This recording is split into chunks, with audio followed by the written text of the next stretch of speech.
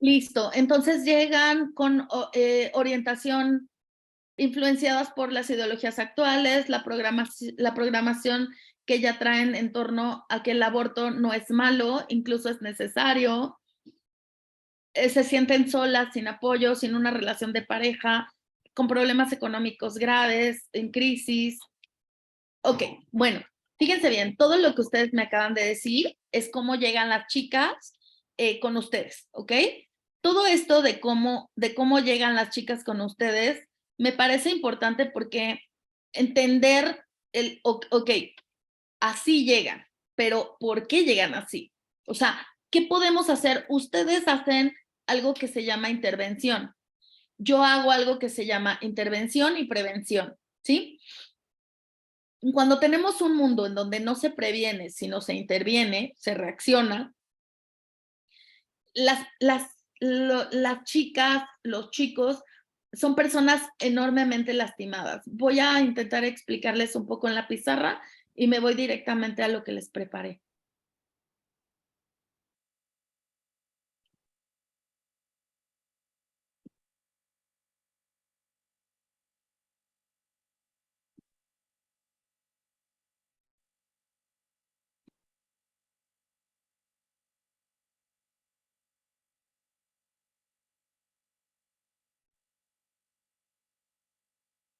Ok, nosotros vamos a tener durante nuestras infancias dos cosas específicas, ¿ok? La primera es que vamos a tener a chicas que vienen con heridas.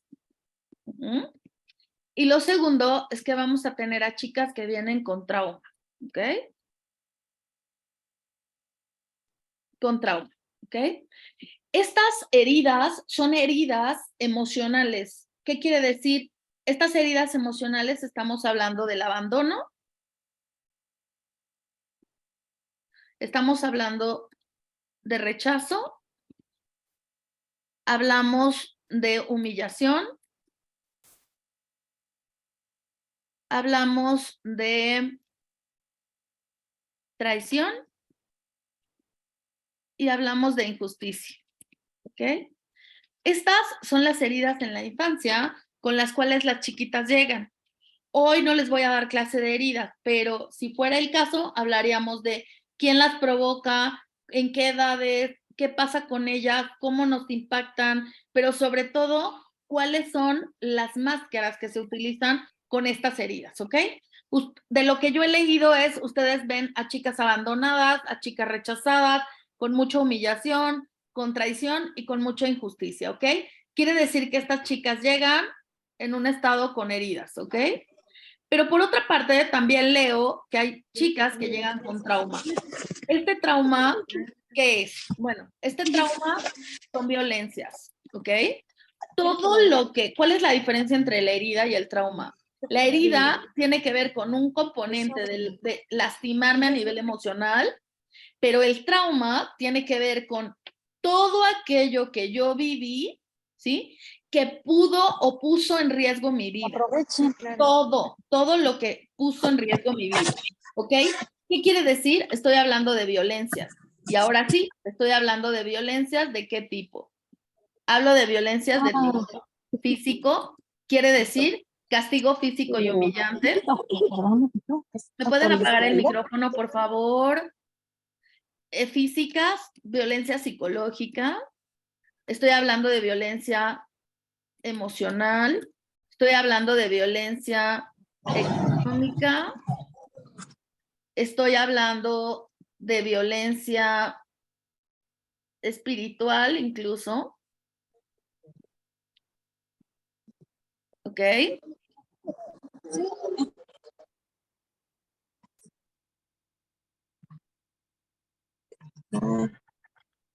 Y de tipo sexual, ¿ok? Nosotros estamos hablando de todos estos tipos de violencia, ¿ok? Cuando nosotros hablamos de estos tipos de violencia, quiere decir que cualquier cosa que pasó aquí puso en riesgo mi vida. Entonces, yo voy a tener heridas y traumas con los cuales los niños van a llegar, las niñas van a llegar, en este caso, ¿ok? A estas heridas y a estas traumas les vamos a llamar experiencia adversa en la infancia, ¿ok? experiencia adversa en la infancia. Por la descripción de sus siglas le llamamos EAI, ¿ok? Experiencia adversa en la infancia. Todos los niños, niñas y adolescentes, todos, nacemos y vamos a tener en nuestras vidas dos tipos de experiencia, positivas y negativas. Las positivas nos van a dar amor, cariño, respeto, ¿sí? Apoyo, van a permitir que nuestro desarrollo sea sano. Pero las experiencias adversas o negativas van a hacer en nosotros van a tener un profundo impacto, ¿ok? De esas experiencias adversas sacamos las heridas y los traumas, ¿ok? Aquí viene el tema, acuérdense, violencia sexual, psicológica, física, económica, espiritual, ¿ok? Todas las violencias, violencia de género, todas las violencias que tenemos. Y a esas les vamos a llamar experiencias adversas en la infancia, ¿ok? Listo. Ahora sí, voy a compartirles parte de la presentación para que ya ubicándonos un poquito, ahí vamos, ¿no?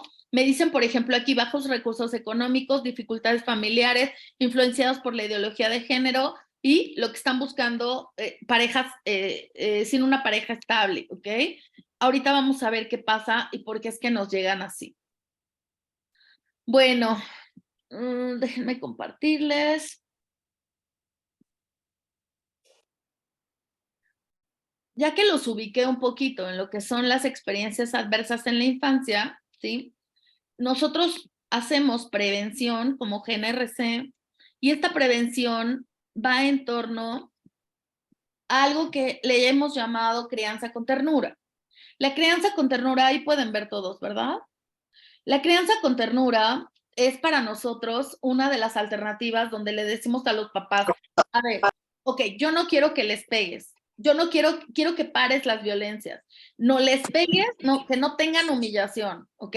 Ahí van a ir viendo cómo hablo de heridas y de traumas. No los humilles, no los sobajes, no les pegues.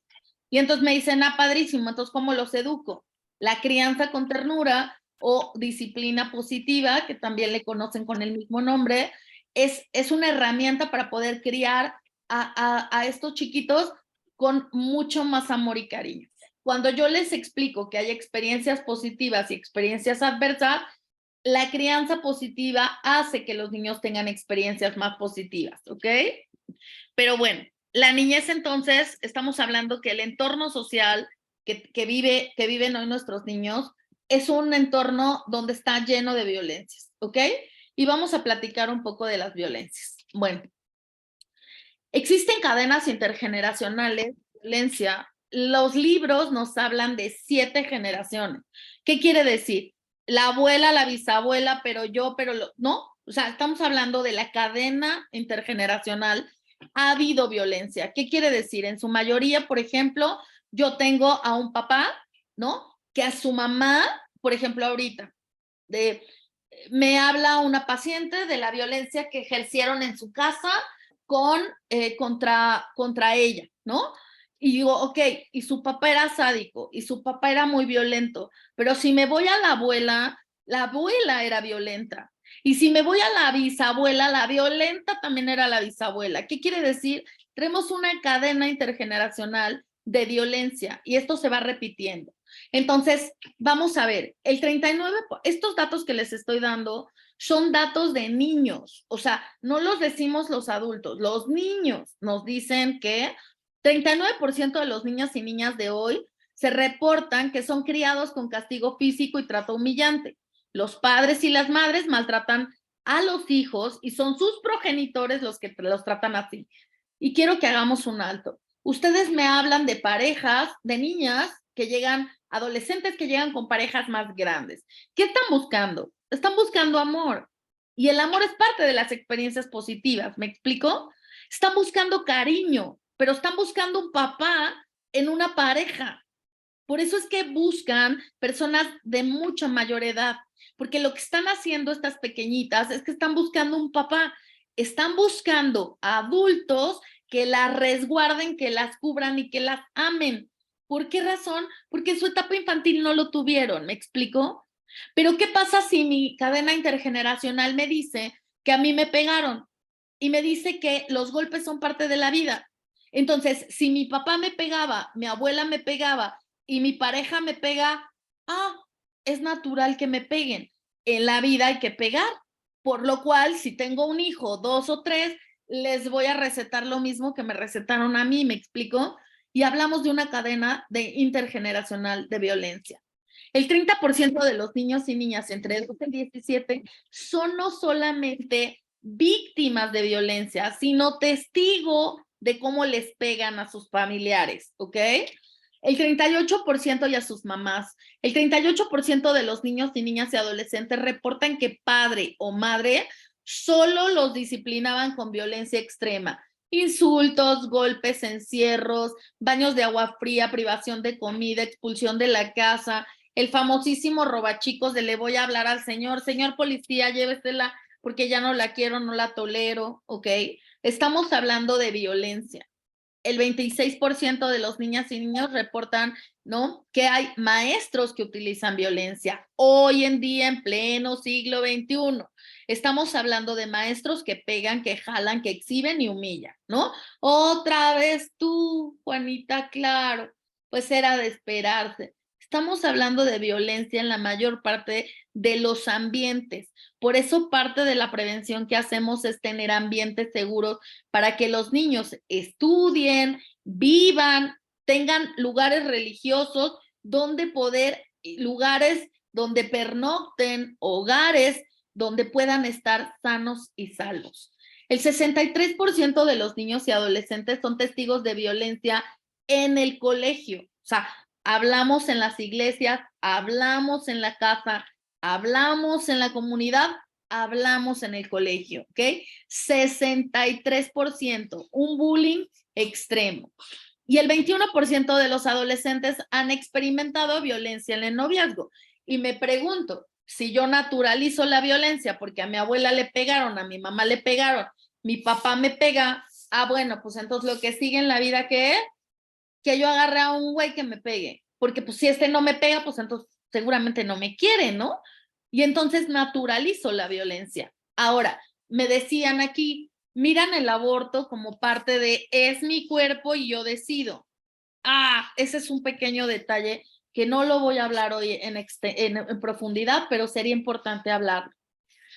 La ideología de género es una ideología que deshumaniza, pero también alecciona. Y el problema es que alecciona no para las experiencias positivas, alecciona para experiencias negativas. ¿A qué voy? Es mi cuerpo y si quiero lo deshago. Híjole, si ya tuve una experiencia en mi infancia donde la violencia era parte de mí y he naturalizado la violencia, ¿cómo creen que van a ser mis decisiones? Violentas. Violentas para mí, violentas para otros. La ideología de género, hay una parte que tienen razón. Yo decido, sí, pero habrá que irnos al desarrollo infantil para entender que los niños hasta después de los 18 y por eso en algunos países después de los 21 y en los más desarrollados después de los 25 no podemos elegir al 100%. Por eso tenemos tutores. ¿Por qué razón? Porque no tenemos ni cognitiva, ni emocional, ni espiritual, ni de manera integral todas nuestras capacidades listas para poder elegir. Entonces, ¿es nuestro cuerpo y yo elijo? Sí, tiene toda la razón, pero el tema es cuándo. Yo no puedo elegir tatuarme a los 10 porque es una decisión que va a imponerse en el resto de mis días. Pero si yo elijo eso a los 10 y no hay un tutor, sí, que me diga, no lastimes tu cuerpo de esta manera, entonces, ¿qué va a pasar? Claro, pues si mi papá tiene tatuajes, es más, acabo de ver algo aberrante, un bebé el papá tatuándolo, un bebé. O sea, ¿qué estamos hablando? A ver, yo naturalizo la violencia en mí, yo naturalizo la violencia en ti. ¿Me explico? Y ojo, no estoy diciendo ni satanizo los tatuajes. A mí me gustan. A mí me parece que son lindos. Pero ojo, yo me los pude haber puesto a los 40 años y no a los 12. ¿Me explico? Es mi cuerpo y yo decido, sí, pero ¿cuándo? Yo no puedo decidir cuándo la mayor parte de mis decisiones van a ser violentas para mí, para lo que genere y para los otros. ¿Por qué? Porque he vivido en violencias. Y entonces, si yo vivo en violencias, ¿de verdad queremos o pretendemos que los niños tengan amor, cariño y cuidado por sus cuerpos? ¿Por qué no abandonen a esos chiquitos? ¿Por qué no aborten? No, si están haciendo lo que les hicieron. A ellas, ¿cuántas veces han escuchado que las propias niñas dicen, ¿por qué no te aborté? O sea, ¿por qué te tuve? ¿Me explico? Entonces, ¿de dónde toman las decisiones? ¿Desde el amor o desde el dolor? Desde el amor sería una decisión totalmente diferente. Pero si las tomo desde el dolor, entonces no solamente voy a lastimar lo que se atraviesa en mi camino, también me voy a lastimar, ¿me explico? Y por eso hay cutting, y por eso hay suicidios, y por eso hay muchísima ansiedad, porque estamos hablando que nuestras niñeces están siendo violentadas. Esta es parte de lo que les hablo. La experiencia adversa en la infancia tiene abuso físico, abuso emocional, abuso sexual, negligencia física, negligencia emocional y sobre todo una enorme disfunción familiar. Hay problemas en la salud mental, hay problemas en violencia de género, hay abandono, hay rechazo, hay situación de cárcel, hay alcoholismo, adicciones, ¿sí? Esto que les estoy diciendo entonces, ¿sí? Son experiencias adversas. Me voy a permitir compartirles algo más, que es la presentación que traje para ustedes y que tiene que ver justo con estas experiencias. Entonces, ahí vamos avanzando, ¿ok? Vamos avanzando en el por qué llegan así. Pues llegan así por esto que les acabo de explicar, ¿sí? Porque el aborto es algo extremadamente violento, ¿sí? Y entonces, si yo viví en violencia, ¿qué decisiones voy a tomar? Violentas. No quiere decir que el 100% de ellas sean violentas, pero sí existe un porcentaje de humanidad, de amor, de compasión. Pero, ¿qué tenemos que hacer? Potencializar esa parte bonita que ellas a veces no encuentran porque ya la olvidaron. Y en muchos de los casos más extremos, nadie ha sido lindo con ellas. Nadie ha sido bueno. Cuando llegan con ustedes, es la oportunidad de ser buenos. A mí me gusta mucho trabajar con niños institucionalizados. Trabajo con 175 en Querétaro, de un albergue, de un lugar donde van a colocar a los pequeñitos, el DIF los quita, los mete aquí con nosotros. Y a mí me gusta trabajar con ellos porque son segundas oportunidades. Es una segunda oportunidad de que si alguien no me vio bonito, aquí sí. Así que me he encargado de que todos los que están ahí y tienen contacto con los niños, ¿sí? Les puedan dar una segunda oportunidad bonita, ¿ok? Bonita. ¿Qué quiere decir? Que al menos ellos sepan, ¿sí? Que puede existir algo más de lo que solo han vivido allá afuera, ¿ok? Bueno, vamos a hablar entonces de la experiencia adversa en la infancia y de su impacto, ¿ok? Déjenme moverlas acá. Miren, vamos a hablar de esto, ¿ok? Ok. A ver, quiero que entendamos que los niños aprenden lo que viven, ¿ok? Si un niño vive con tolerancia, va a aprender a ser paciente. Si un niño vive con aliento, va a aprender a tener confianza. Si un niño vive criticado, va a aprender a condenar. Si un niño vive en un ambiente hostil, aprenderá a pelear. Si un niño vive ridiculizado, aprenderá a ser tímido. Si un niño vive avergonzado, aprenderá a sentirse culpable. Si un niño vive estimulado, aprenderá a apreciar. Si un niño vive en la honradez, aprenderá a ser justo. Si un niño vive con seguridad, aprenderá a tener fe. Si un niño vive con aprobación, aprenderá a valorarse. Si un niño vive con cariño y amistad, aprenderá a encontrar el amor en el mundo. La apuesta aquí es, si un niño vive con violencia, ¿qué creen que va a aprender en la vida? no solamente a violentar, sino a violentarse, ¿ok? Así que me encantaría que pudiéramos entender el concepto que les dije. Yo puedo en la vida tener una experiencia positiva de amor, de respeto, de cariño, de cuidado, y entonces voy a ser paciente, tolerante, ¿sí? Pero si del otro lado tengo experiencias adversas, voy a aprender a ser violento, culpable, vivir en miedo, vivir en ansiedad, vivir brincando de un lugar a otro para poder sobrevivir, ¿sí? Entonces, el punto es, yo de verdad agradezco mucho a Dios que existan instituciones como ustedes, que puedan apoyar a las chiquitas, que hagan un apostolado tan hermoso que tiene que ver con enseñarle a las niñas que no todo en la vida es violento, que también existe un poco de amor, un poco de cariño, un poco de compasión, y que ustedes les ayuden a poder sanar de las heridas que traigan y de las que se hicieron, que tienen que ver con el tema del aborto. Pero están peleando contra algo que tenemos que ir a prevenir, porque van a llegar cada vez más. Y no sé si ustedes se han dado cuenta, pero seguramente les van a incrementar las niñas de una manera brutal después de la pandemia. ¿Por qué razón? Porque tenemos muchos chiquitos que fueron violentados antes y en la pandemia todo se agravó. Entonces, si continuamos, ¿qué es lo que buscan los niños? Los niños lo que quieren es seguridad y confianza. Y entonces ellos lo que quieren es sentirse seguras. Pero ¿qué pasa con las niñas? Las niñas lo que quieren es amor, seguridad y confianza, ¿sí? Pero obviamente la primer persona con la cual yo confío y creo que me va a ir bien en la vida es mi mamá y mi papá. Pero si mi mamá y mi papá son los primeros que me violentan, entonces voy a voy a tener una dificultad en mi desarrollo. Voy a tener una dificultad en cómo me voy a desarrollar. ¿Por qué? Pues porque ya no tengo seguridad y confianza y no creo en nadie. Leyendo un poco cómo llegan, yo les pondría, seguramente llegan sin seguridad y sin confianza, ¿no? Dudando de todo. ¿Por qué razón? Pues porque no lo tuvieron en la infancia. Y aquí necesito que platiquemos de algo que es importante.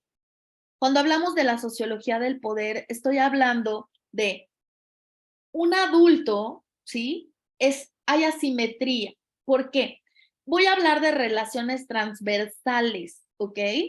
Cuando una relación es transversal, ¿sí? Quiere decir que somos iguales, ¿sí? No importa que yo tenga más conocimiento y te acompañe en el camino, pero cuando yo tengo una relación donde hay una simetría, esta relación se va a volver abusiva, se va a volver violenta y se va a volver muy negativa. ¿Por qué? Porque estoy hablando de que yo tengo poder sobre ti, ¿sí? Las niñas que llegan con ustedes son vulnerables, llegan en un nivel bajito. Por eso, desde dónde sugiero que las aborden. No las aborden desde aquí, abórdenlas en una relación transversal. Quiere decir donde te acompaño, donde te ayudo. Porque quien las aborde de una relación de poder, de yo sí sé lo que hago, tú no. Yo sí sé lo que te digo, tú no. Tu discurso es negativo, el mío no. ¿Saben qué va a pasar? Ya tuvieron mucho de eso en su vida. Ya, de eso están agotadas. Hay muchas personas que les han dicho que sí saben, pero no saben y las lastiman. Ustedes no pueden ser una mamá, ¿me explico? Entonces, vamos a hablar de esa experiencia adversa en la infancia de la que ya les dije. Existe un modelo de ecobiodesarrollo que esto que estamos hablando tiene que ver con este modelo de ecobiodesarrollo, ¿ok? Y este modelo nos dice que entre los 0 y los 5 años, a ver, el modelo de desarrollo nos explica que todos los niños, todos los humanos, entre los 0 y los 18, no podemos digerir el estrés, no podemos, por lo cual el estrés va a ser muy tóxico en los niños. ¿Por qué razón? Porque no tenemos todavía, no estamos listos para poder digerir las hormonas y el desajuste que genera el estrés en un niño. Si yo ahorita les pongo una imagen terrible, como por ejemplo el perro que lanzaron a un caso, ¿no? Ustedes seguramente se van a consternar y se van a sentir muy mal. somos adultos, ¿podemos digerir ese estrés? ¿No? Hay una paciente que viene porque eso le generó algo muy feo. Obviamente tiene que ver con su historia personal, pero quiere decir que yo no puedo digerir a veces el estrés. Ahora imagínense los niños, ¿sí? Entonces, todavía no tenemos, el cuerpo se va desarrollando, se va formando. Es como si les digo, el cuerpo de una niña de 10 años está hecho para embarazarse, no. Y si ya tuvo su primer menarca, ¿qué va a pasar? Pues esa chiquita con un cuerpo embarazado, ¿sí? Va a poner en riesgo su vida. Por eso somos el país número 1 en muerte materno-fetal. ¿Por qué? Porque tenemos embarazadas a los 10, a los 11, a los 12, y los cuerpos no están listos, ni las cabecitas están listos para ser madres. Son niñas. Entonces, ¿qué pasa?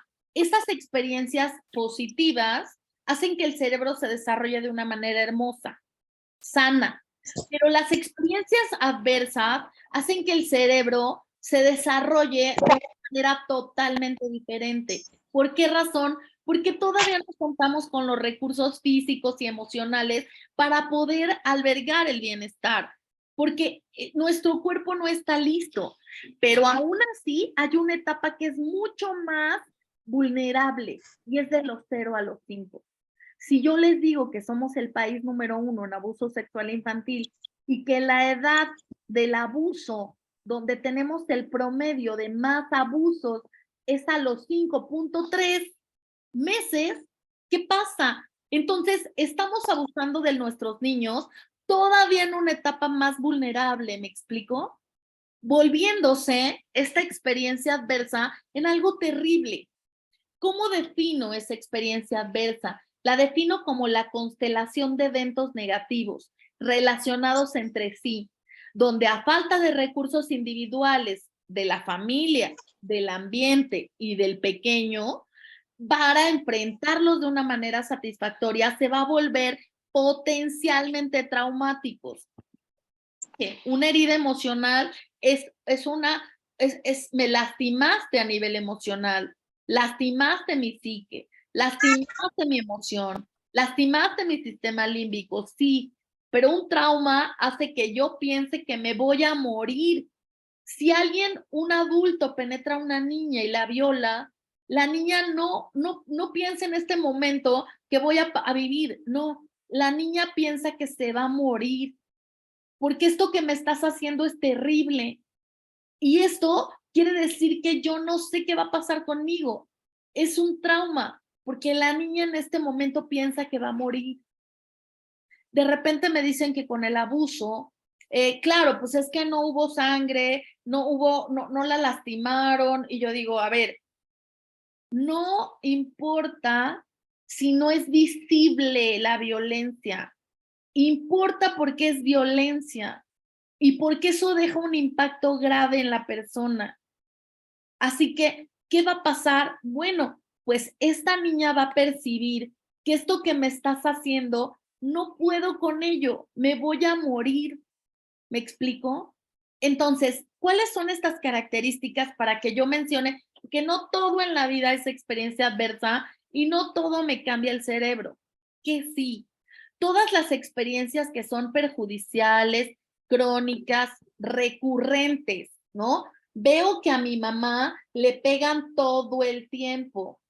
Veo que mi papá es alcohólico. Veo que a mí me tocan de una manera que no me gusta en la iglesia, en mi casa, en la escuela, ¿ok? Tiene efectos acumulativos, ¿no? En la noche ya me angustia porque sé que en la noche pasa. Hay gravedad porque empezó tocándome encima de la ropa, pero luego fue más abajo y luego ya me penetró. Y hay consecuencias graves para la salud. Vamos a verlas.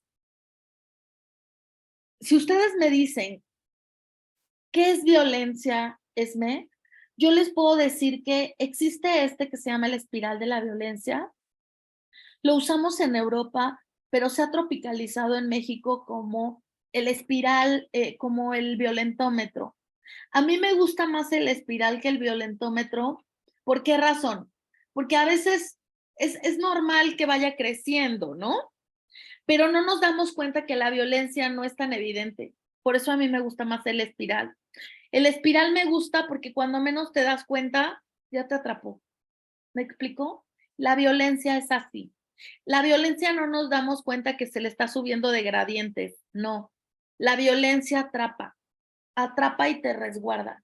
Si yo les pregunto a ustedes en este momento, ¿quién de todos los que nos están escuchando chantajean, han mentido y engañado, han ignorado o hecho la ley del hielo, celan, se ofenden, se menosprecian, se ridiculizan, se humillan, prohíben y controlan, hay agresividad? Hasta aquí estoy hablando de violencia psicológica, primer nivel de la violencia. Vean cómo la violencia te atrapa, ¿sí? Si no te comes la lechuga, no vamos a salir al parque. Oye, perdón, pero es normal y es parte del derecho de los niños que los saques a la movilidad, a que se diviertan. Así que, no, es un chantaje. Oye, es que le pego porque lo necesita, más vale una nalgada a tiempo, ¿no? Es humillante y es ridiculizante, ¿no? Bueno, es que nadie nos ve, yo le pego solita, ¿no? Es agresivo. Entonces, vean por qué me gusta más el espiral, porque es así, ¿saben? Atrapa. A partir de aquí es la segunda etapa y entonces tiene que ver con un aspecto físico, violencia física. Destruyo artículos personales, niños que ya golpean puertas, niños que se cortan, niños que destruyen los cuadernos, los teléfonos, las computadoras, las pantallas.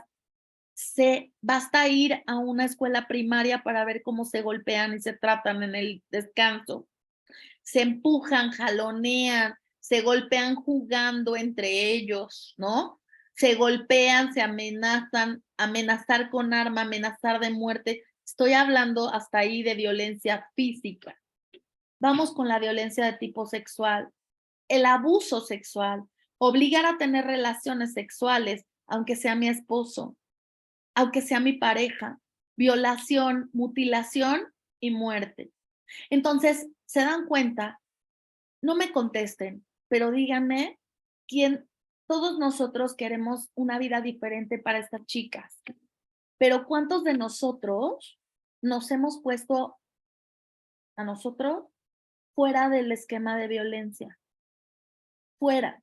¿Cuántas veces ustedes, incluso desesperados, les han dicho, es que si no te atiendes, te va a pasar otra vez? ¡Auch! ¿No? Estoy siendo violenta. Puedo chantajear. ¿Sabes qué? Yo ya no puedo con ella. Ay, no, ya la voy a ignorar. No podemos, ¿no? No podemos intervenir si somos violentas, porque esas niñas lo que necesitan es amor, es comprensión, es cariño.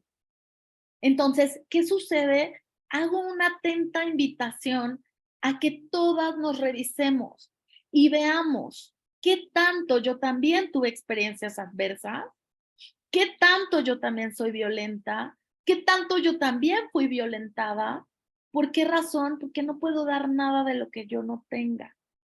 Yo no puedo hablarles en calma, no les puedo hablar de un saber si no lo tengo, ¿sí? No solamente les estoy hablando desde mi experiencia teórica, yo me dedico a esto porque primero tuve una vida extremadamente violenta en mi casa, en mi familia, en mi hogar. Y después me puse a hacer todo lo que teóricamente estaba en mi mano para entender y para hoy poder ayudar. ¿Me explico? Pero yo no puedo intervenir y dar terapia si soy violenta, porque violencia genera más violencia. Y el amor es lo que transforma. El amor es lo que acoge. El amor es lo que cambia. Entonces, por eso para mí es tan importante que ustedes comprendan esta parte. Ahora, quiero por favor que hagamos una actividad en donde están, ¿sí? Y quiero que cierren sus ojitos. Cierren sus ojitos. Les voy a explicar, voy a decirles todas las experiencias adversas. Con sus ojitos cerrados, solo hagan un conteo, ¿ok? Hagan un conteo para ustedes de cuántas tienen ustedes, cuántas tuvieron de niñas, ¿ok? Maltrato emocional. Quiere decir que les hablaban feo, les hablaban con violencia, humillación, maltrato. Abuso sexual infantil, con tocamiento o sin tocamiento. Significa que vieron tener relaciones a personas, a ustedes mismas las tocaron, vieron pornografía, un primo, una prima, un tío, un cuidador, tocó de manera inapropiada o los acosó. Si les dieron algo a cambio de ser tocadas, ¿no? Incluyendo amor, regalos, lo que fuera. Negligencia física, que sus papás y sus cuidadores pudiéndoles dar, pudiéndoles llevar, pudiendo estar, no estuvieron, no les dieron y no los atendieron. Ver tenido en casa abuso de sustancias o drogas, alcoholismo en casa, madre, padre, abuelos, tutores o parientes cercanos que ustedes vieran alcoholizarse. Tener una madre que los trataba violentamente, una enfermedad mental en el hogar, madre depresiva, padre con alguna enfermedad mental, un hermano, un cuidador o un tío con enfermedad mental. Encarcelamiento de alguno de los miembros de su familia cercano y que a ustedes supieran y les pegara en la dinámica familiar. Tener un nivel socioeconómico bajo, pobreza. Victimización por pares, ver vivido bullying en la escuela o en su propia casa. Aislamiento o rechazo. Aislamiento, rechazo y abandono. Exposición a una comunidad violenta. Ahora, me gustaría mucho, por favor, que abran sus ojos y piensen cuántas de estas tuvieron ustedes. ¿Cuántas? ¿No? Nuestra cultura, por supuesto, tiende a bromear y a ridiculizar y a humillar, incluso a colocar nicknames, apodos, ¿no? Pero estos nombres que se van colocando son experiencias adversas, lastiman, ¿sí? Ahora, si ustedes me dicen, llegan niñas con un nivel socioeconómico bajo, llegan niñas abandonadas, llegan niñas con padres que las rechazaron, llegan niñas con padres alcohólicos y con mucha violencia, estamos hablando que llegan niñas con muchas experiencias adversas. Muchas, muchas, ¿sí? Entonces, ¿qué pasa si yo tengo esas experiencias?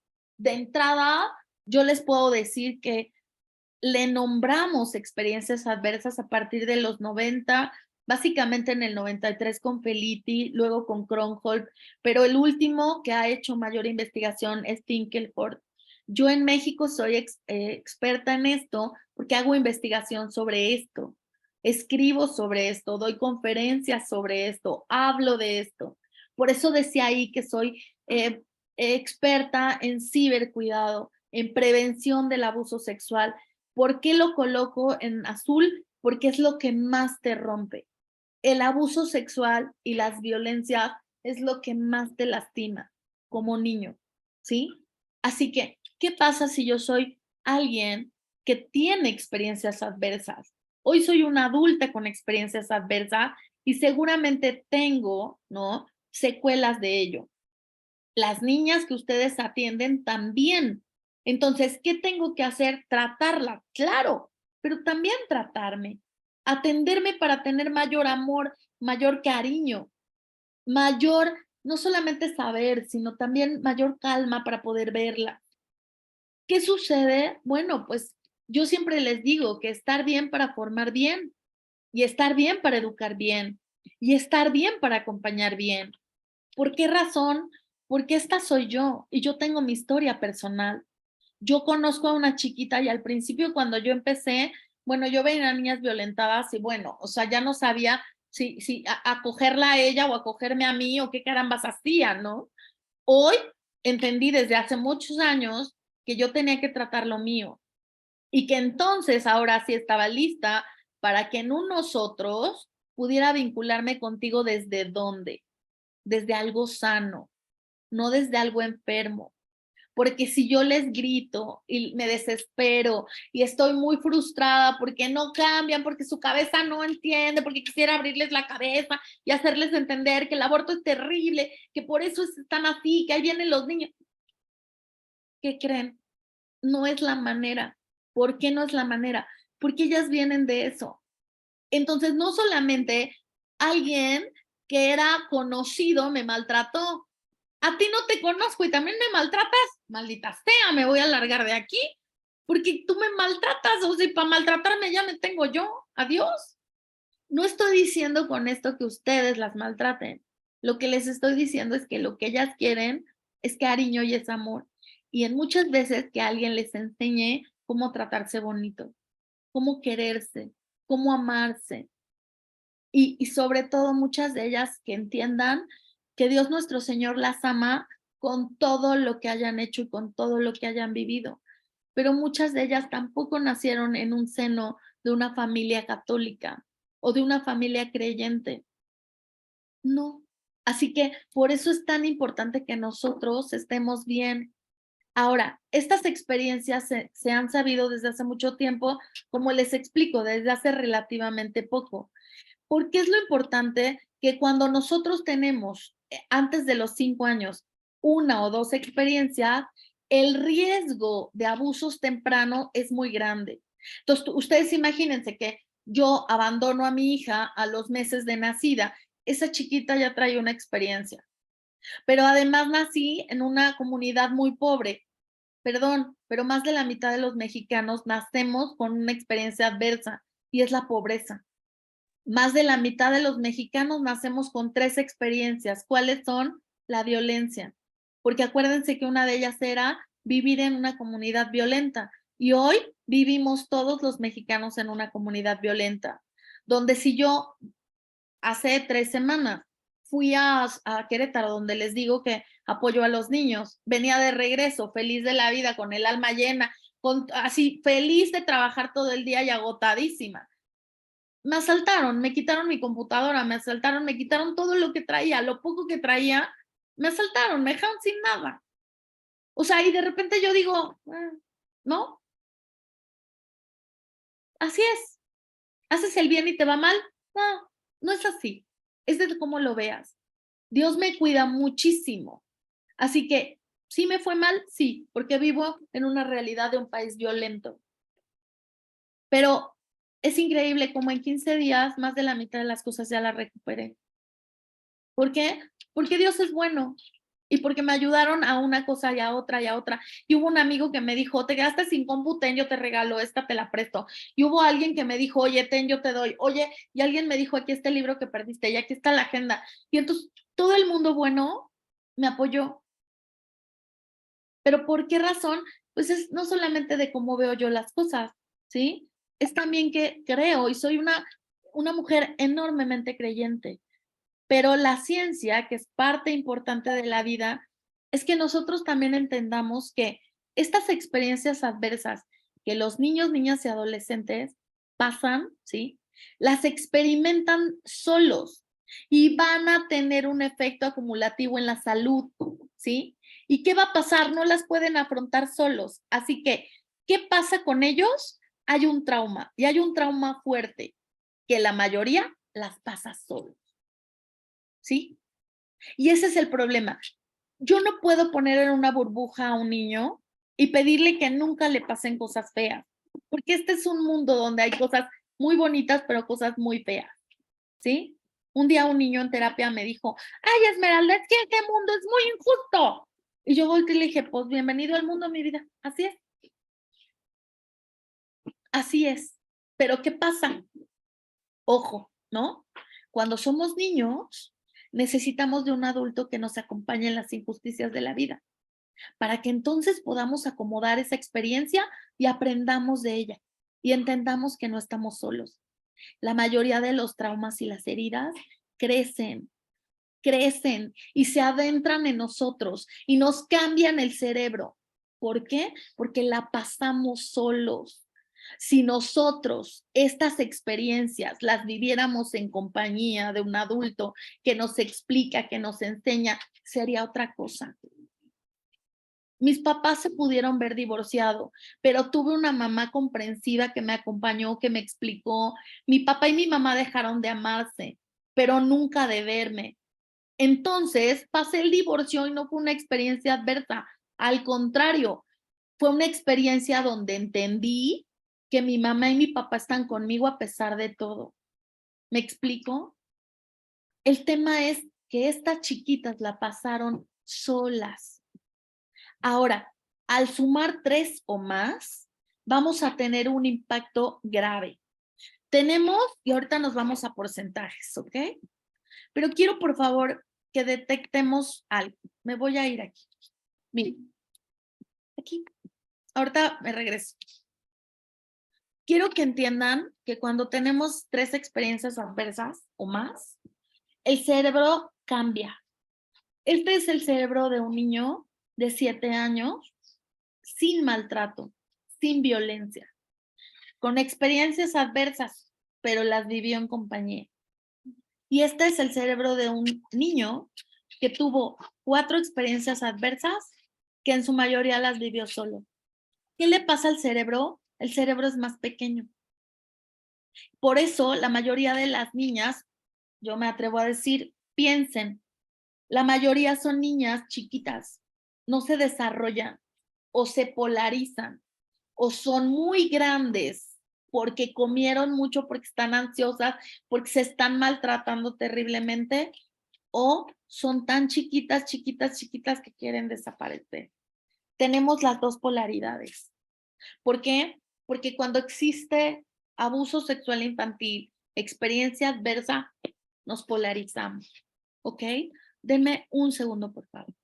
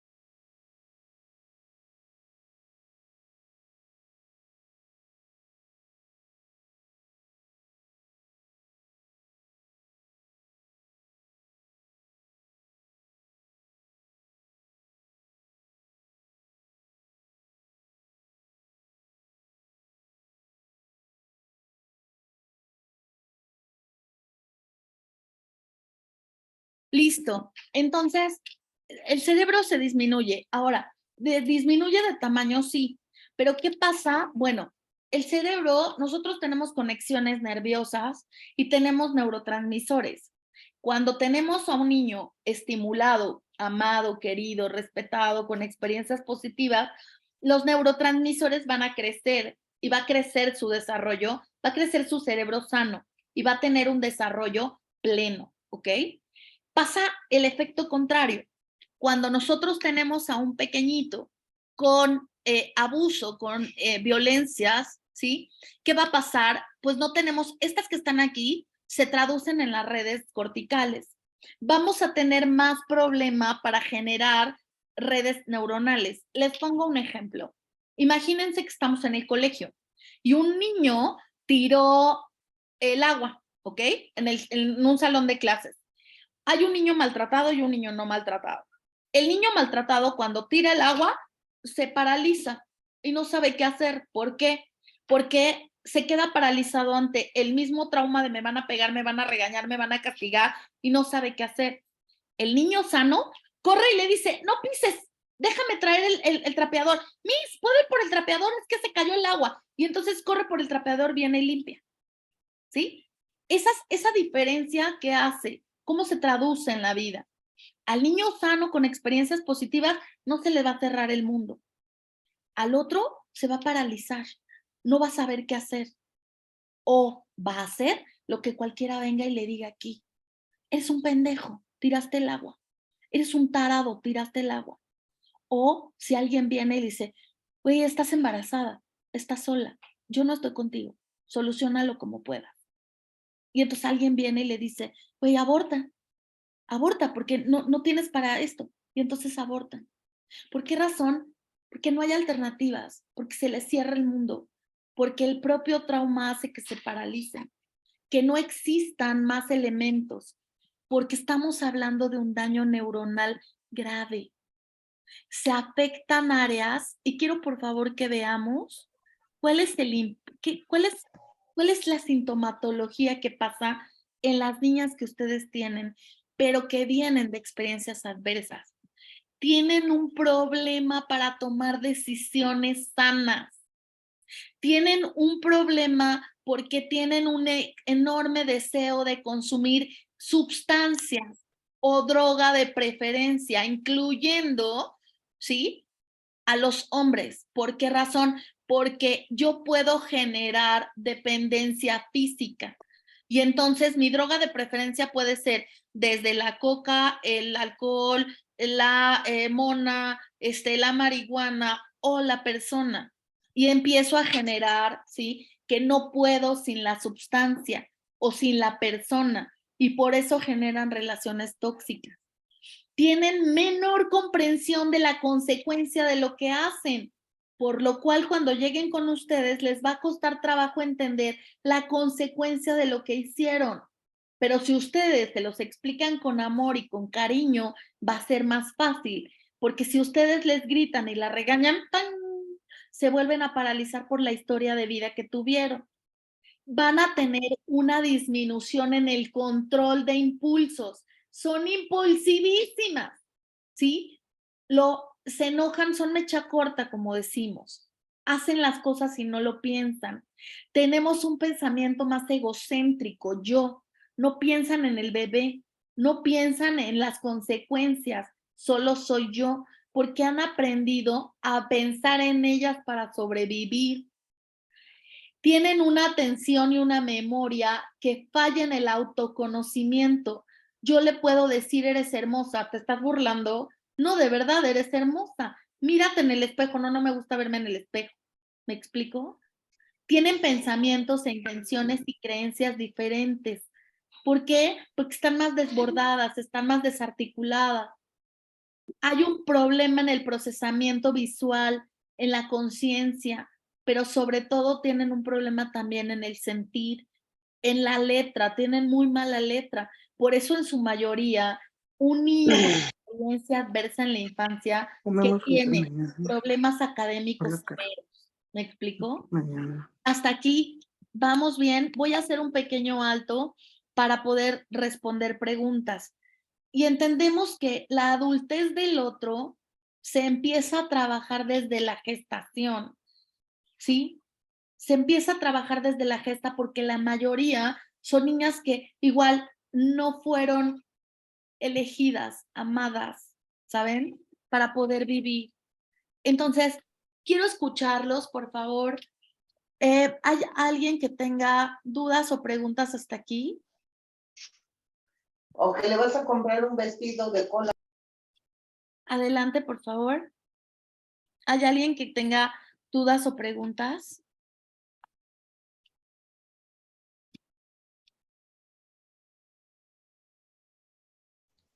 Hola, yo sí. Adelante, por favor, Vero.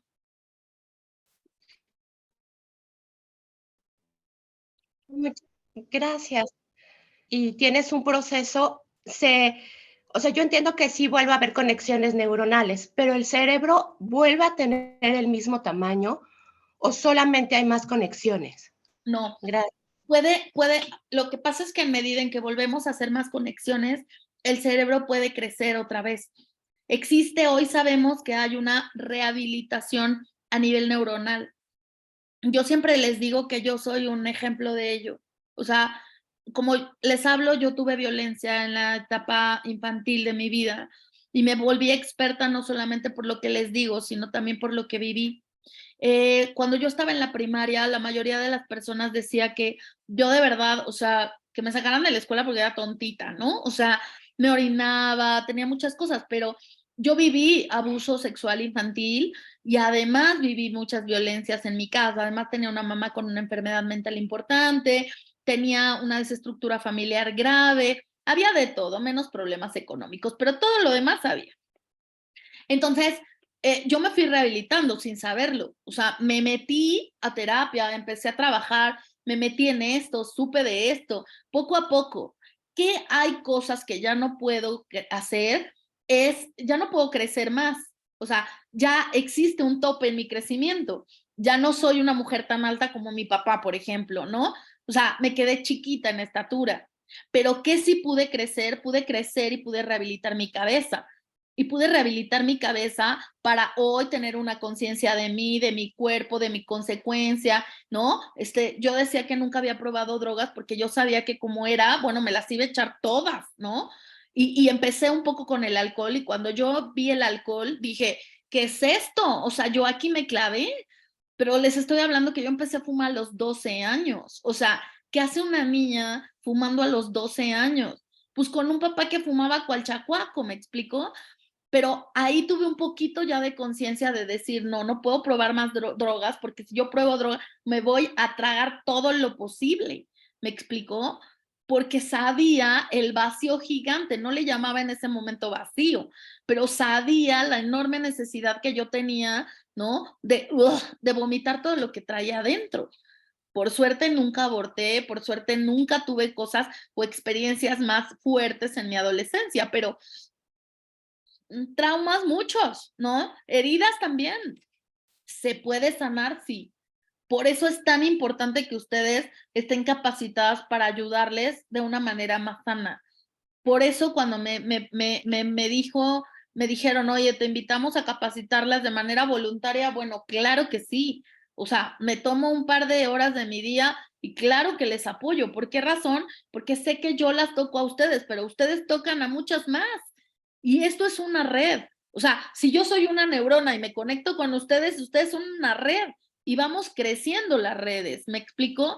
Pero para que estas redes puedan tocar a otros de manera sana, por eso les digo, siempre que nosotros podemos intervenir con otros, es nuestra decisión si lo hacemos desde una experiencia bonita, sanadora, que sume, que aprendan, que comparta saberes, o desde una experiencia negativa que las regañe, que las lastime y las violente, ¿no? Y esa es una decisión de adultos. Yo siempre les digo a las niñas que tengo con esto, siempre les digo, es que éramos niñas, no pudimos decidir. Yo no pude decidir que me abusaran, yo no pude decidir que mi mamá no se intentara suicidar tantas veces. Yo no pude hacer eso. Eso determinó mi vida, ¿sí? Pero no la condicionó. Hoy yo soy una adulta que hace otra cosa de esto, ¿sí? Hoy yo ya elijo, hoy yo ya decido. Ellas, cuando llegan con ustedes, no tienen el poder de decisión, porque cerebralmente tampoco pueden, ¿me explico? Y muchas de ellas son niñas aún. Así que si yo les digo que hasta los 18 y más allá vamos a tener este poder de decisión, imagínense aún estando así de violentadas. Adelante. Sí. Pero yo te preguntaba. Se corta un poquito. Se corta un poquito. A ver.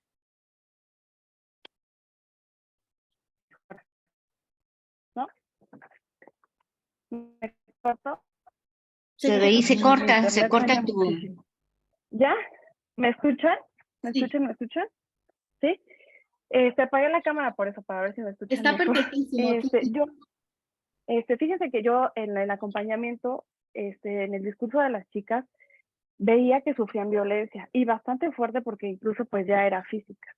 Pero lo que llamó muchísimo mi atención es que ellas no percibían que estaban viviendo violencia. Por eso que estás comentando, ¿no? Que la normalizan, que para ellos, pues como los vieron desde la infancia, era normal. Entonces, precisamente lo que comentas, ¿no? Con mucho amor, con mucha paciencia, ir ayudándolas a que vayan viendo que lo que viven no es bueno, no es normal, no está bien y que hay otras formas. Yo noto que con el acompañamiento, con esta actitud, pues ellas se sienten valoradas, amadas y ven otra forma de trato, ¿no? Que pueden recibir.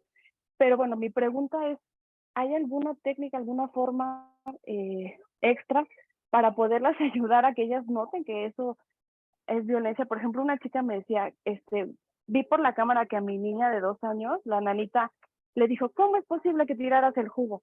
Y no me gusta que le hablara así. Le hablé por teléfono y le dije, no, por favor, no, yo sé que te molesta, pero no le hables hacia la niña. Y ella no reconocía como violencia que su mamá les pegaba por cualquier cosa, ¿no? O sea, te puedo dar muchos ejemplos, pero ella no reconocía que lo que hacía su mamá estaba mal, y yo me quedé impactada porque dije, bueno, qué bueno que la niña trata de hacerlo diferente, lo ve diferente, pero en eso estamos trabajando, que ella vea que es violencia. Incluso les he compartido el violentómetro para que puedan ver de forma visual en dónde están. Y algo que noto mucho es que las parejas las violentan muchísimo y les cuesta mucho trabajo dejarlo, mucho, mucho. A veces antes de entrar con el aborto tenemos que estar bastante tiempo trabajando la cuestión de la pareja antes de entrar con la cuestión del bebé o del aborto. Entonces, a veces, no sé si más adelante viene o nos puedes compartir alguna técnica para que ellas pues vieran un poco más palpable que están pues en este ciclo de la violencia, ¿no? Gracias. Ok, yo no sé, ustedes deben de tener una metodología de intervención, ¿cierto? Sí. Ok, habría que ver, no lo sé, si físicamente ustedes están en diferentes lugares, entiendo, ¿verdad? Sí, estamos en toda la República. Ok, incluso bueno. A nivel nacional. Ok, tal vez sería importante, no lo sé, o sea, yo me aviento a decírselos, pero tal vez sería importante que si ustedes me dejan ver un poco la metodología que utilizan, ver en dónde podemos meter cosas o si esa metodología está siendo efectiva, ¿no? O si la podemos potencializar para hacerla más efectiva con algunas acciones. O sea, que den la rehabilitación, ¿me explico? ¿Por qué razón? Porque sería muy imprudente de mi parte darles hoy o decirles, o sea, cosas sueltas, si tal vez está en la metodología propia. Entonces, más bien, me gustaría mucho poder conocerla para poderles dar una opinión y tal vez meter ahí, si hay muchas estrategias, o sea, yo, por ejemplo, para el tema del abuso, que saben que soy experta, trabajé una estructura de tratamiento que hace justo este intercambio, ¿no? Entonces, eso fue un poco lo que hice. Me parece que tal vez, no sé si ustedes lo tengan, y me gustaría tal vez revisarlo, verlo y darle sugerencias sobre esto. Pero sí hay algunas técnicas y cosas que podemos utilizar, sobre todo con los recursos que tenemos ahora, muchos, para que ustedes puedan hacerles entender más allá de la palabra, ¿sí? Que lo que están viviendo no es natural, no es normal. Y que en la mayoría de los casos me atrevería a decirles que ellas naturalizan esto porque es lo único que han vivido. Entonces, por eso les cuesta más trabajo decir, esto no es bueno, porque ustedes se lo pueden decir, pero ¿qué creen? Ellas necesitan verlo. ¿Me explico? Porque lo que ellas han visto, acuérdense que les dije que viene tocada la seguridad y la confianza. Y la seguridad y la confianza es algo que ellas todavía no tienen. Entonces no pueden creer en tu palabra. Ellas creen en lo que es realidad, ¿no? Por eso es que hay diferentes métodos para poder usarlo. Marta, adelante. Sí, gracias. Yo nada más quería aclarar. Ahorita estamos presentes 2 grupos, los que atienden a las que quieren abortar para que no lo hagan, es una orientación, ¿no? Bueno, para hacerlas conscientes y demás. Y estamos el otro grupo que atendemos a las que ya abortaron. Nuestra metodología está encaminada a precisamente a sanar las heridas del aborto. Sí, realmente esto de lo de la violencia, como que se ha ido sumando, ¿no? Porque pues estábamos nosotros sobre la violencia, sobre el aborto, pero resulta que a la hora de la hora hay violencia con la pareja, etcétera, y son como obstáculos para nuestra metodología, que es para la sanación del aborto. Pues quizás por eso también se decía, pues, quizás eso no está incluido en nuestra metodología, ¿no? Es solamente sobre sanar heridas del aborto. Entonces, cualquier sugerencia es buena. Pero, a ver. Hola. No sé si estamos de acuerdo, pero mira, Marta, entiendo que tal vez no esté metido en la metodología, pero mira algo muy rico, o sea, habría que meterlo. ¿Por qué razón? Sí. Porque, Bueno. o sea, cuando yo trabajé esto, o sea, literal, la única terapeuta que tuve en mi vida me dijo, yo no soy experta en abuso, no tengo idea. O sea, ¿quieres entrar? Y yo entré y me sentí en confianza y pude. Pero la mayoría de las cosas yo las tuve que hacer como autodidacta. Por eso fue que hice un método, ¿me explicó? Pero tenemos que entender que tenemos una buena intención. Estamos todos aquí, todas somos voluntarias. Estamos juntas para decir cómo sí, ¿no? Cuando se hizo la metodología probablemente no se tenían todos esos saberes. Hoy que se tienen, me da la impresión de que hay que retomarlos y hay que tal vez intervenir un poco en la metodología para que también se meta esto en los dos grupos, en las personas que trabajan para que no abortes y en las personas que ya abortaron y hay que sanar la herida del aborto. Pero hay que sanar la herida del aborto no en sí misma, sino también tocando lo del fondo. ¿Por qué razón? Porque vienen heridas no solo por la herida del aborto, sino por muchas cosas más. ¿Me explico? Entonces creo que sería importante poder intervenir y poder arreglar o colocar algo más para esta metodología, porque si no, va a quedar parchado. O sea, yo les doy a ustedes técnicas y las van a ir colocando ahí, pero no hay nada como poder tener una estructura y que ustedes la puedan seguir ya con esto, ¿sabes? Adelante, Judith. Gracias. Gracias, Sí. buenos días. Judy. Sí, una pregunta. Ya en los casos en donde se logra convencer o que, bueno, la mamá decide sí tener a sus hijos, sabemos que desde el vientre se perciben rechazos y pues desde el vientre se puede empezar a vivir violencia. Entonces, ¿cómo se puede orientar a la mamá o en alguna oportunidad que se tuviera de orientación a una mamá que quisiera revertir un poco el rechazo que tuvo a su bebé cuando estaba en el vientre para ayudar un poco a ese bebé a compensar, ¿no? Un poquito el rechazo inicial? Judy, ahí me atrevo a decirles algo. A ver, yo creo que sería importante que ustedes, después de que ya, o sea, como en una fase, ustedes ya decidieron, o sea, ustedes ya trabajaron para que se queden con su bebé. Ahora que sigue, hay que capacitarlas para que a ese bebé lo traten con ternura y con crianza con ternura. ¿Me explico? Porque si ustedes las capacitan para que ellas trabajen con crianza con ternura, a ese bebé le vamos a resarcir la herida de rechazo así. ¿Por qué razón? Porque va a tener la mayor parte de su vida amor, cariño, ternura y respeto. Y vamos a poder calmar la herida de rechazo, porque ese bebé sí va a nacer con una herida de rechazo. ¿Me explicó? Pero si una vez que a ustedes, por ejemplo, les dicen, sí voy a tener al bebé, padrísimo. Ahora vamos a una tercera parte que es crianza con ternura.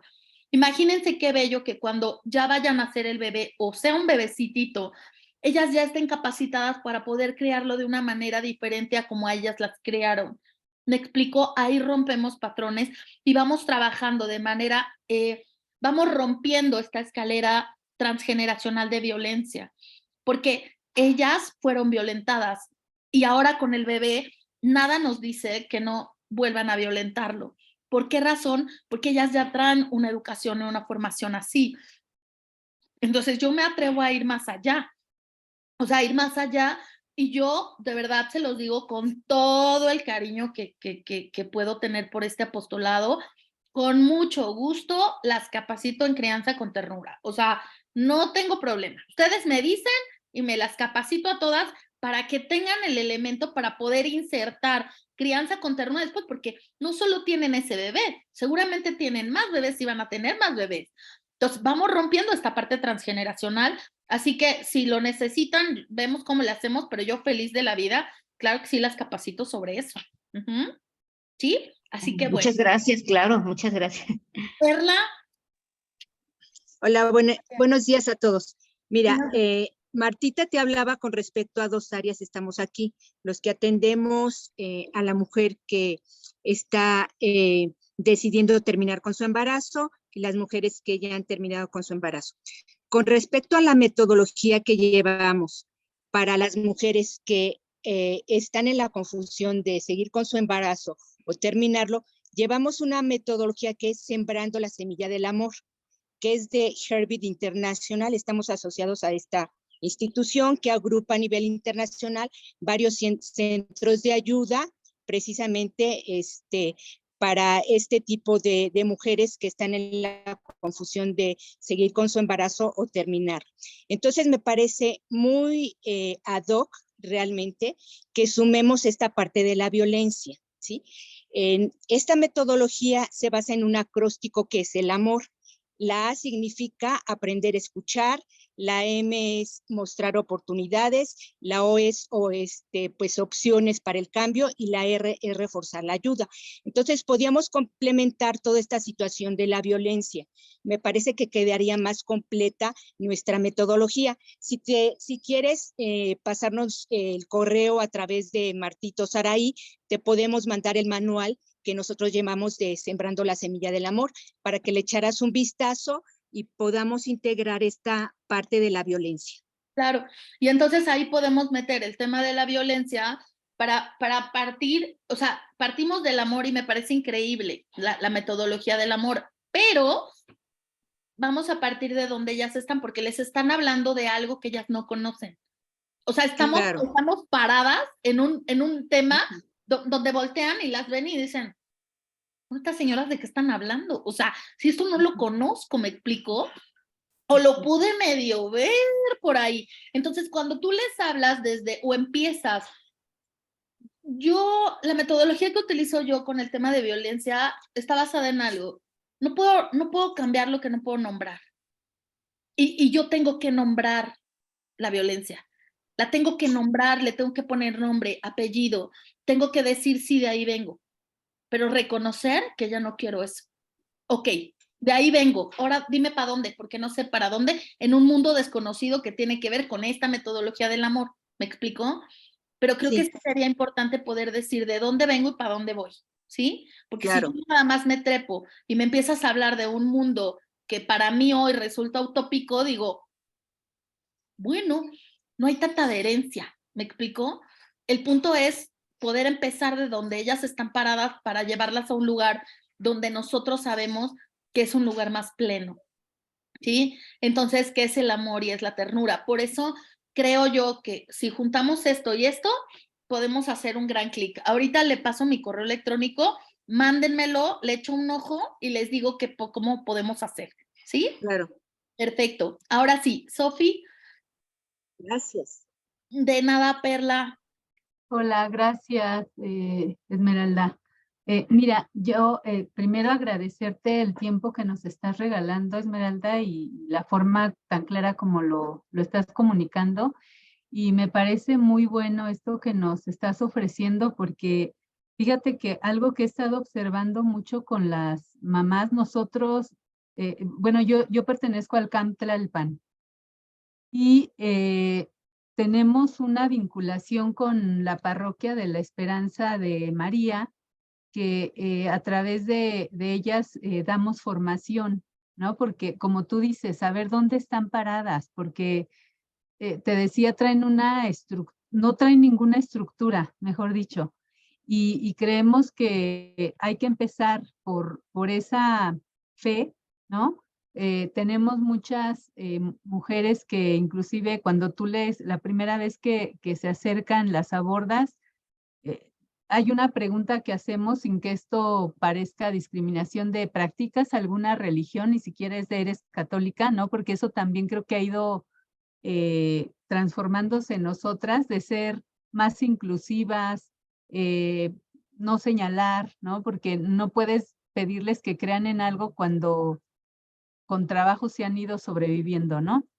Entonces, en ese acercamiento que tenemos con ellas, con la formación, pues es eso, sembrar como esa lucecita que en algún momento se les apagó y ha sido muy funcional para nosotros, ¿no? Este acompañamiento de formación en valores, en fe, en espiritualidad. Y hay algo que he observado y que intento pensar cómo ayudar y esto para mí, esto que nos compartes me llega ahora sí que del cielo, porque fíjate que la constante que he observado es que los chiquitos, hay algunas mujeres que tienen 2 niños, ya 3 o 1, veo un comportamiento en ellos, algunos con retraso motriz, retraso intelectual, y esto pues también tiene que ver con todos estos desajustes que ellas tuvieron y es algo que estamos enfrentando. Entonces, creo que nos va a hacer mucha ganancia esto que tú nos puedas compartir, ¿no? Gracias. Ay. Ok, muchísimas gracias. Sí, sí, yo feliz de la vida. Feliz de la vida de poder compartirles un poquito más. No sé a qué hora, pero seguramente vamos a tener espacios para poder hacerlo. Pero bueno, ok. Quiero pasarles, ¿hay alguna otra pregunta? ¿Ya bien? Ok, voy a pasarles un poquito de una recolección chiquita de lo que hemos estado viendo, ¿ok?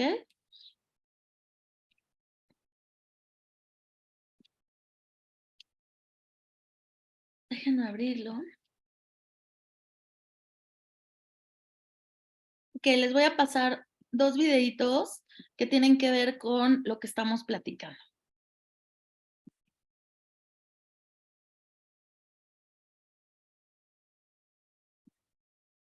Yo colaboré con Early Institute y hicimos ellos también están trabajando sobre esto, así que quiero que por favor lo vean dentro de lo que es la estructura de esta neurorehabilitación de la que les hablo.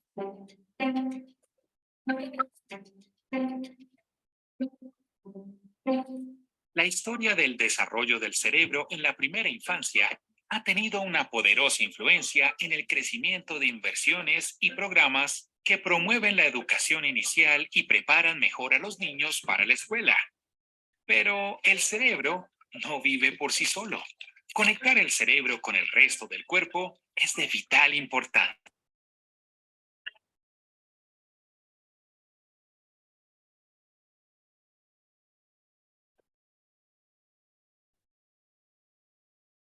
Los años impactan tanto la salud física y mental de por vida como la educación temprana y la posibilidad de tener éxito en la escuela.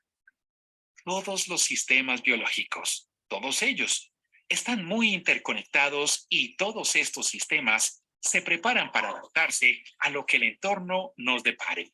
Piense que es como si fuera un equipo de atletas muy capacitados. Cada uno tiene un papel que desempeñar, pero dependen el uno del otro. Influyen en las respuestas de los demás. Como cualquier buen equipo, la forma en que operan juntos es la clave de su éxito. Cuando estamos estresados, todas las células del cuerpo trabajan horas extras.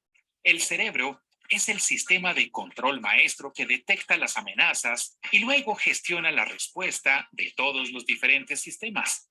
Envía señales al sistema cardiovascular para aumentar la frecuencia cardíaca y la presión arterial. Las señales las captan los sistemas metabólicos para aumentar la disponibilidad de azúcar en la sangre y proporcionar más reservas de energía al cuerpo. El sistema inmunológico se activa para estar alerta ante la posibilidad de una herida en caso de que haya que protegerse por una infección. El sistema neuroendocrino se activa para aumentar los niveles de hormonas del estrés en el torrente sanguíneo. Todos estos sistemas también envían información al cerebro. El sistema de respuesta al estrés se diseñó para hacer frente a una amenaza o un desafío crucial. Pero cuando el estrés continúa a un nivel muy alto, estas respuestas biológicas comienzan a desgastarse en el cuerpo. Por este motivo, el estrés es la causa de las enfermedades crónicas. La ciencia es muy clara. Las enfermedades crónicas más costosas de nuestra sociedad tienen sus raíces en la primera infancia. Enfermedad cardiovascular, diabetes y depresión, 3 de las muchas enfermedades que se asocian con una mayor adversidad en los primeros años de vida. Esas 3 enfermedades juntas consumen más de $600 mil millones en gastos de atención médica al año.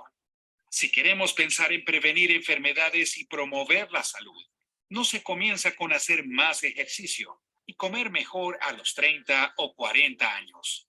La promoción de la salud y prevención de enfermedades comienza en la etapa prenatal y se extiende hasta el periodo de la primera infancia.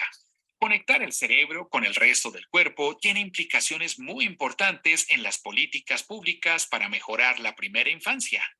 Los principios científicos enfocados en la educación inicial, apoyar relaciones responsivas, fortalecer las habilidades esenciales para la vida, reducir fuentes de estrés.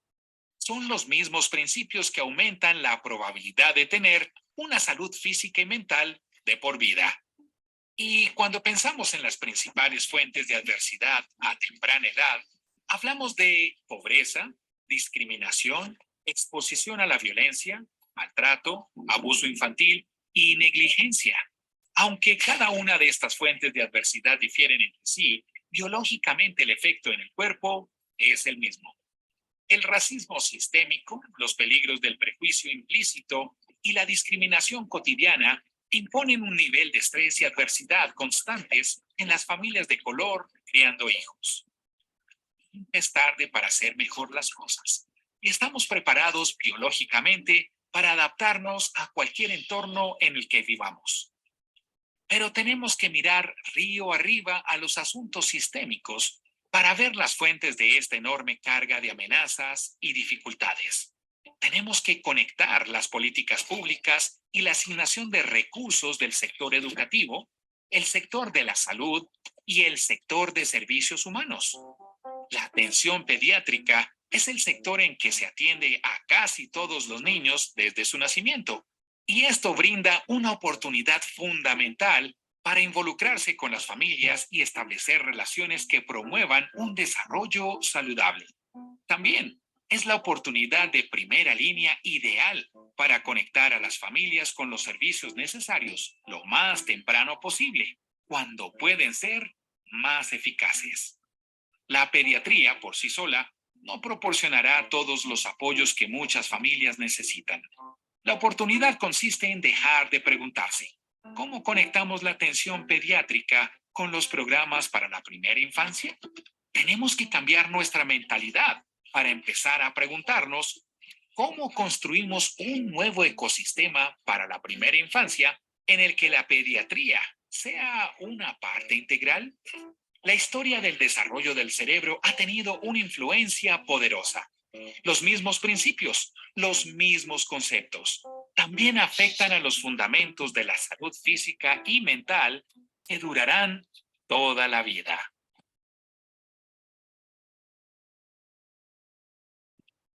Ok, entonces, bueno, esta es importante porque, pues porque ya pudimos, o sea, vamos viendo un poquito lo que ya les dije, ¿no? O sea, ¿por qué va cambiando el cerebro?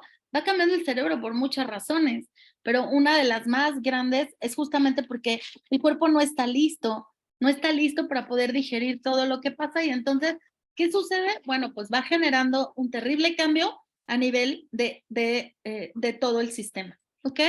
Y vamos a ver el último, que va a englobar un poquito también lo que les acabo de explicar, pero desde otra parte.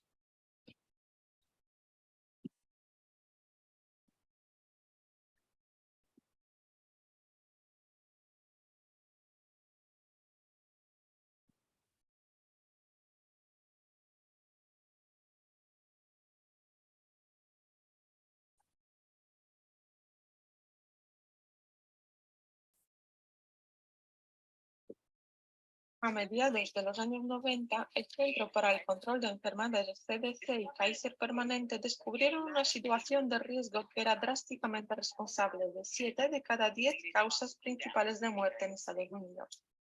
En dosis altas afecta al desarrollo del cerebro, al sistema inmunológico, al sistema endocrino e incluso la forma de leer y replicarse en nuestro ADN. Las dosis muy altas tienen 3 veces más probabilidades de morir de enfermedades de corazón y cáncer del pulmón, y su esperanza de vida se reduce 20 años. Y sin embargo, los médicos hoy en día no están preparados para su detección rutinaria o el tratamiento.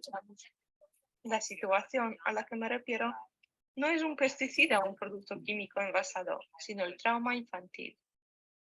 Bueno, ¿de qué tipo del trauma estoy hablando? No me refiero a no pasar un examen o perder un partido de baloncesto. Estoy hablando de amenazas tan graves y prolongadas que literalmente influyen en nuestro cuerpo y cambian nuestra fisiología. Cosas como el abuso o el abandono, el crecer con un padre que sufre una enfermedad mental o lucha con la adicción a las drogas.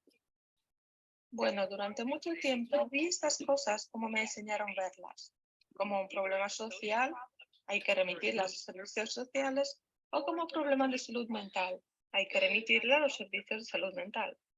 Pero luego sucedió algo que me hizo replantear todo. Empecé a notar una tendencia preocupante. Me llegaban muchos niños con TDAH o el trastorno por déficit de atención e hiperactividad. Pero cuando les hice todas las pruebas, analicé su historial clínico, descubrí que la mayoría de mis pacientes no podían diagnosticarse con el TDAH. La mayoría de los niños que atendía habían pasado por traumas tan graves que sentí que allí estaba pasando otra cosa. De alguna manera pasaba por alto algún detalle importante. Antes de mi residencia hice una maestría en salud pública y una de las cosas que se aprende en la escuela de salud pública es que si eres médico y observas a 100 niños beber del mismo pozo y 98 de ellos tienen diarrea, uno puede prescribir sin dudar varias dosis de antibióticos. O puede detenerse a preguntar, ¿qué demonios hay en este pozo?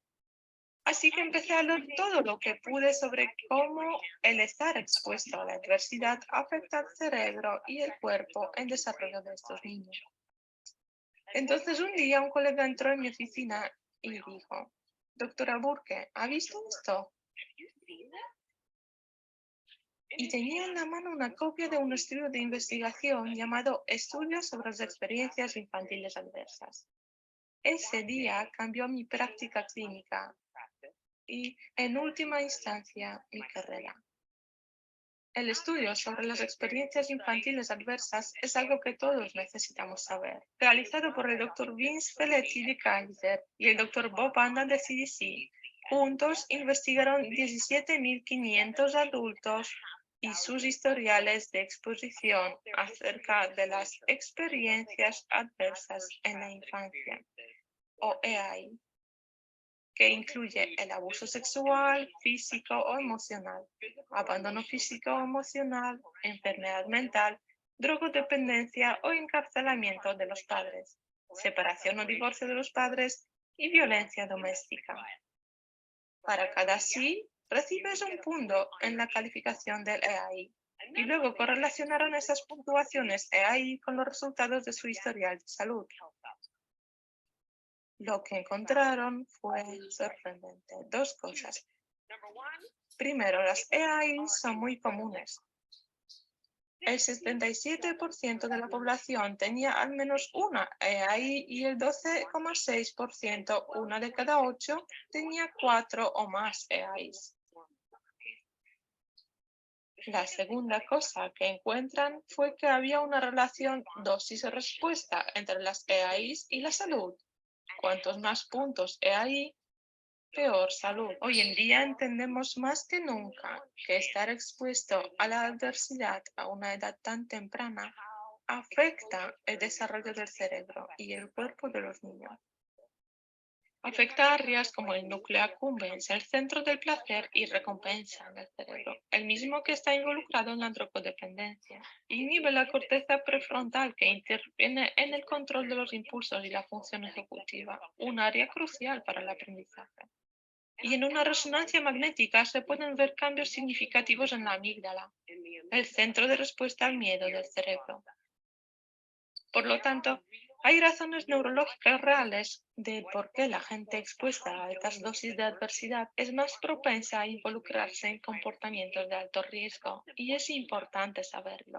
Pero es que incluso si no adoptan un comportamiento de alto riesgo, aún quedan más propensos a desarrollar enfermedades de corazón o cáncer. La razón tiene que ver con el eje hipotalámico hipofisiario adrenal, el sistema corporal y cerebral de respuesta al estrés que gobierna nuestra respuesta de lucha o huida. ¿Cómo funciona? Bueno, imaginen que están caminando por un bosque y ven un oso. Inmediatamente el hipotálamo envía una señal a la glándula pituitaria, que envía una señal a la glándula suprarrenal que dice: suelte las hormonas del estrés, adrenalina, cortisol. El corazón empieza a latir con fuerza, se dilatan las pupilas, se abren las vías respiratorias y están listos para tanto luchar con el oso o huir de él. Y esto es maravilloso si se encuentran en un bosque y hay un oso. Pero el problema es cuando el oso llega a casa todas las noches y este sistema se activa repetidamente y pasa de ser adaptable y listo para salvarles la vida a ser poco adaptativo o perjudicial para su salud. Los niños son especialmente sensibles a esta activación repetitiva por el estrés, porque su cerebro y el cuerpo todavía se están desarrollando. Las dosis altas de la adversidad no solo afectan a la estructura y a las funciones del cerebro, sino también al sistema inmunológico en desarrollo, el sistema hormonal en desarrollo e incluso la forma en la que se lee y transcribe nuestro ADN. En palabras del Dr. Robert Bloch, expresidente de la Academia de Pediatría de Estados Unidos, las experiencias adversas en la infancia son la mayor y principal amenaza no resuelta de la salud pública a la cual se enfrenta hoy en día nuestra nación. Y para mucha gente es una perspectiva aterradora. La escuela y el alcance del problema parecen tan grandes que resulta abrumador pensar cómo podemos abordar. Se puede luchar contra esto.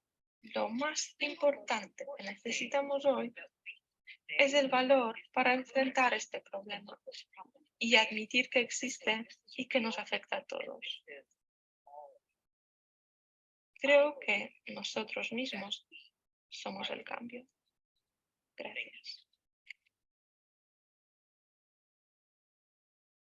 Ok.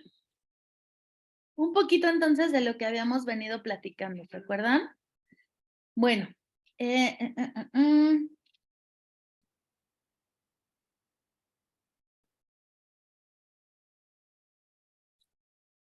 Ok. Bueno, para continuar entonces, me gustaría, si hasta aquí, me parece que los dos videos reflejan mucho de lo que hemos venido platicando y los utilizo para que ustedes puedan, para poder redondear un poquito lo que hablamos. Para ir finalizando y cerrar nuestra charla del día de hoy, me gustaría que cada uno de ustedes me pudiera decir con qué se queda de hoy. O sea, las conclusiones a las que podemos ir llegando es, hay que cambiar, hay que apoyarlas para robustecer el plan que tienen de intervención. Y segundo, hay que trabajar mucho más en concientizar a las chicas de dónde vienen para poder enseñarles hacia dónde podemos ir. Si no, entonces les enseñamos a dónde queremos ir, pero ellas no conocen esto. Entonces es muy complicado que nosotros querramos eso, ¿no? O sea, llevarlas a un lugar que ellas desconocen. Eso es con lo que yo me quedo con la gana de poder decirles, con mucho gusto yo les apoyo, ¿sí? Y muy agradecida porque me hayan permitido hoy estar aquí apoyándolas un poquito con esta charla. Me gustaría escuchar a ustedes de manera muy breve con qué se quedan. Puede ser breve, o sea, me quedo contenta, me quedo dudosa, me quedo con ganas. ¿Cómo se quedan? ¿Con qué se quedan hoy de esto que vimos? Adelante, Sí, Sofía. hola Esmeralda. Bueno, yo me quedo con esperanza de que podemos acompañarlas de una forma más estructurada y profesional, creo, entendiendo, Esmeralda, que ellas hoy tienen una obligación muy grande, porque ya muchas son madres, de criar, como tú decías, de tener una crianza positiva y que aprendan a hacerlo, porque no la tuvieron. Entonces no les podemos pedir que lo hagan cuando ellas pues crecieron sin ningún tipo de amor, ¿no? Ok, perfecto, me parece increíble. Y esto que estás diciendo, de verdad engarza muy bien, o sea, es esto que hablamos, ¿no? Vamos a crecer en esto. La siguiente, por favor, alguien más que quiera decirnos con qué se queda. Adelante, Lupita. Hola,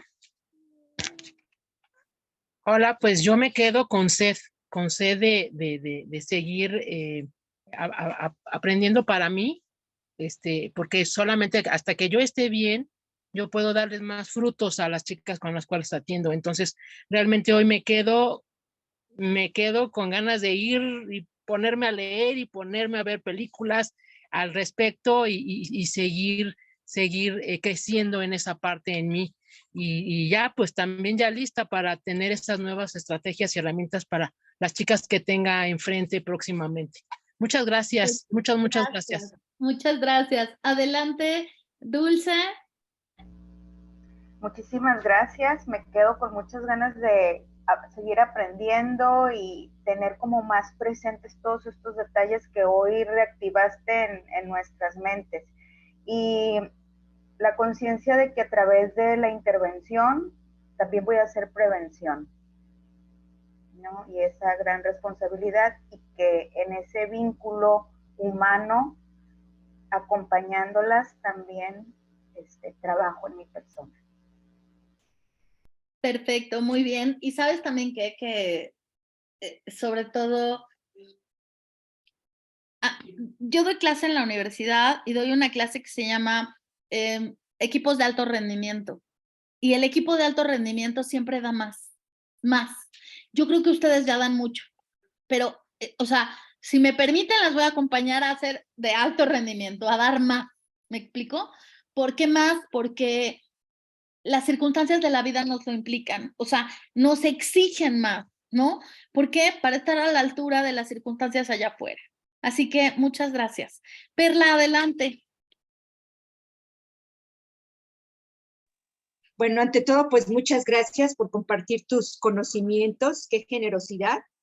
Y pues me quedo con una gran motivación para seguir adelante, para seguir aprendiendo, seguir construyendo, porque si queremos, bueno, pues un México mejor, pues tenemos que empezar desde la gestación, ¿no?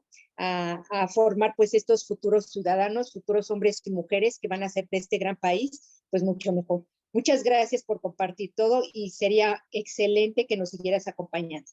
Muchas gracias, Perla. Guadalupe Escamilla, por favor. Deja, prendo mi cámara.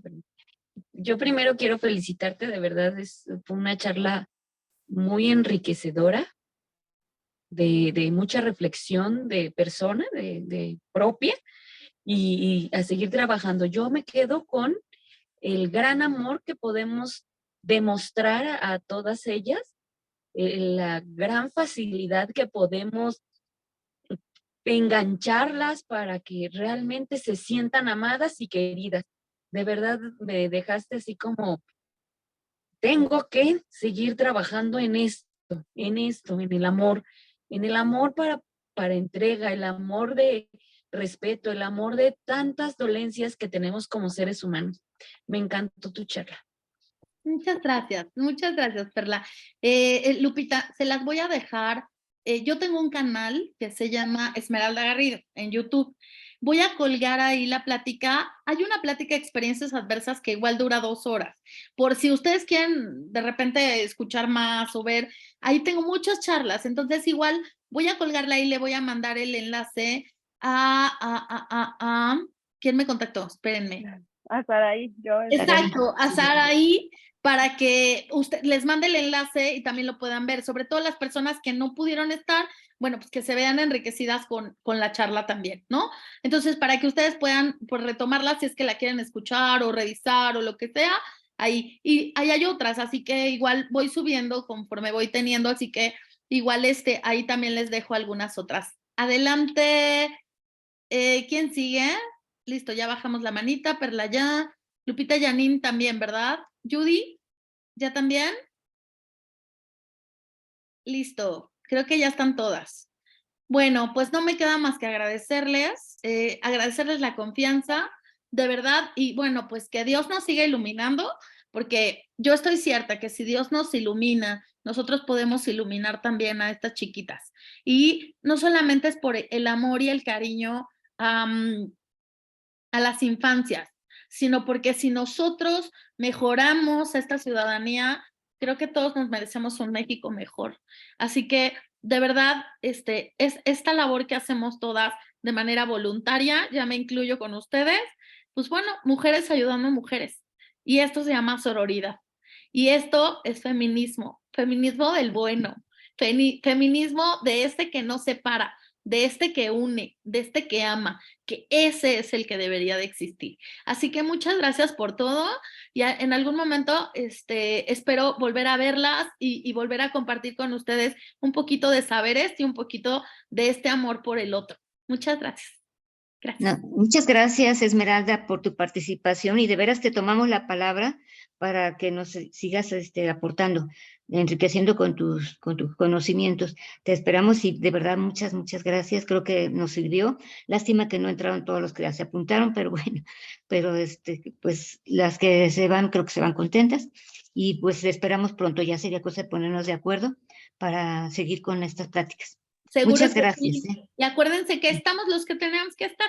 Ya los demás, ya que lo escuchen en otro lugar, pero yo creo que las que estamos aquí no solamente, saben que yo siempre digo que nosotros nos llevamos más de lo que damos, siempre.